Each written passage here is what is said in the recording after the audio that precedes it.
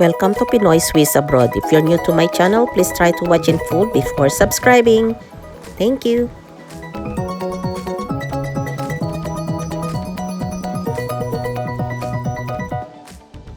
And don't forget to like and subscribe. Huwag pong makalimot.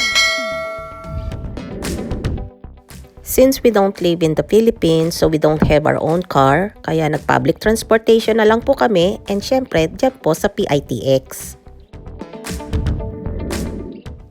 And this is our home sweet home. Dito po kami palagi nag-i-stay pag nasa Tagaytay.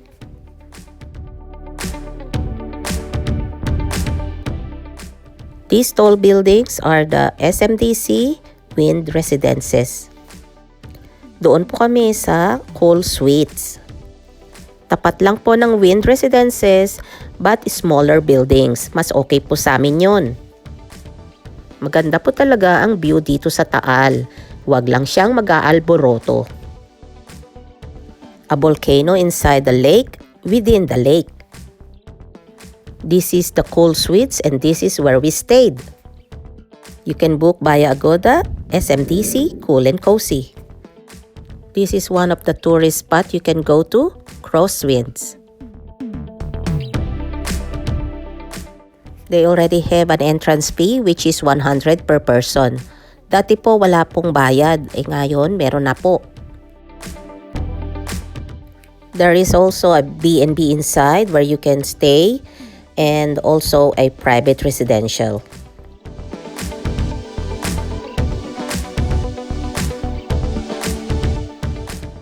The last time we were here was in 2022 and this was just a coffee shop before. It was already beautiful then and more so now. Mas maganda po ang ambience ngayon na restaurant na siya. Agree po ba kayo? Puntahan nyo na po sila. Please visit them in Crosswinds. There are some people on a weekend, so that's why we decided to come on a weekdays. Next stop is the Napa Valley. It's still inside Crosswinds. And that's their back garden. May mga tables and chairs.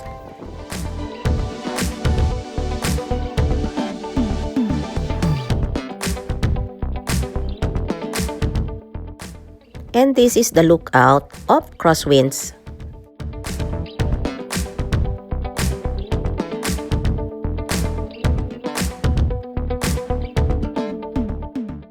Lots of spaces for children to run around. And lots of photo ops for IG and FB.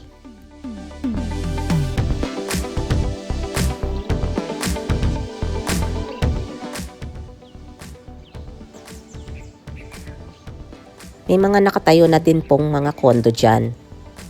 Before I forget, yung Palace in the Sky nasa malapit lang din po dito sa Crosswinds. Next destination is this coffee shop in front of the Ayala Mall Serene.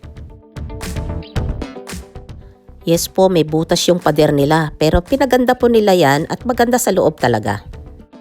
Marami pong kainan dito talaga. And of course the church, huwag makalimot, magdasal at magpasalamat. Next stop, Sky Ranch. This is only a few minutes away from the SMDC Wind Residences. Napakalapit lang po. And Sky Ranch is also neighboring Taal Vista Hotel. Look at the view. I'm not sure about the entrance fee but I think it's 100 per person. Sulit na po, di ba po? Doon na lang po kayo bibili ng mga tungkol sa mga rides sa loob. Meron din po silang mga arcade at saka mga palaro. Zipline anyone? No, we didn't try. Nakapag-like and subscribe na po ba kayo? And we're back to Cool Suites and this is the reception. Doon na lang po kayo mag-book sa Agoda. Ang name po ng unit is SMDC Cool and Cozy. Thank you! At yung may bakod po, pre-selling po yan ng additional Tower C and D ng Cool Suites. Hanggang Tower F pa po kasi yan. Medyo matatagalan pa po yun kasi hindi pa nga po nasisimulan si Tower C and D. Pero almost sold out na po yung Tower C and D. Yan ang gusto ko po dito, beautiful landscaping. Again, please like and subscribe. I hope you like this video and learned something from it. Maraming salamat po sa mga umabot sa dulo.